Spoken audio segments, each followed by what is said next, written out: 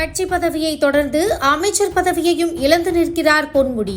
அவரை ரேடாரில் வைத்திருந்த ஸ்டாலின் அடுத்தடுத்த வார்னிங்கிற்கு பிறகு அனைத்து பதவிகளையும் பறித்துள்ளார். விழுப்புரம் திமுகவில் இனி அவரது நிலை என்ன ஆகும் என ஆதரவாளர்கள் புலம்பி வருகின்றனர். Periyar Maniammai institute of science and technology, Thanjavur. BTech biotechnology with specialization in computer science and biology. DMK மூத்த தலைவர், துணை பொதுச் செயலாளர், அமைச்சர் என பல்வேறு அடையாளங்களுடன் வலம் வந்தவர் பொன்முடி. தற்போது சர்ச்சை பேச்சுகளாலேயே திமுகவில் வீழ்ச்சியை சந்தித்துள்ளார். ஓசி பஸ் எங்களுக்கா ஓட்டு போட்டு கிழிச்சிங்க என அடுத்தடுத்து வார்த்தைகளை விட்டு முதலமைச்சர் ஸ்டாலினின் கோபத்துக்கு ஆளானார். முதலில் உயர்கல்வித்துறை அமைச்சராக இருந்து பிறகு வனத்துறை அமைச்சராக இறக்கப்பட்டார். இறுதியில் சைவம், வைணவம், பெண்கள் பற்றி தகாத வகையில் பேசியது பொன்முடியின் வாழ்க்கையில் பெரிய அடியாக மாறிவிட்டது.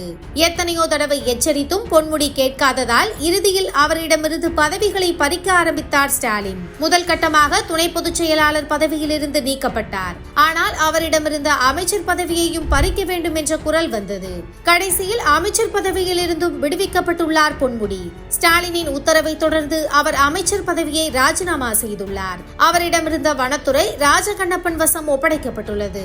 தற்போது கட்சியிலும் ஆட்சியிலும் பதவி இல்லாமல் இருக்கிறார் பொன்முடி. சீனியராக இருந்து கொண்டு எந்த பொறுப்பிலும் இல்லாமல் இருந்தால் கட்சிக்குள் தனக்கு எப்படி மதிப்பு இருக்கும் என பொன்முடி புலம்பி வருவதாக சொல்கின்றனர்.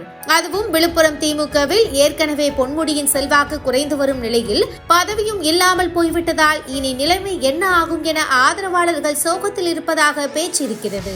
விழுப்புரம் மத்திய மாவட்ட பொறுப்பாளர் லட்சுமணன் கைகள் ஓங்கி வருவதால் தனது மகன் கௌதம சிகாமணியின் அரசியல் எதிர்காலமும் கேள்விக்குறியாகிவிடுமோ என்ற கவலை பொன்முடிக்கு இருப்பதாக சொல்கின்றனர். பொன்முடியால் ஓரங்கட்டப்பட்ட செஞ்சிமஸ்தானும் அவரது ஆதரவாளர்களும் ஸ்டாலினின் அதிரடி ஆக்ஷனை பாராட்டி வருவதாகவும் விழுப்புரம் திமுக வட்டாரத்தில் பேச்சு இருக்கிறது.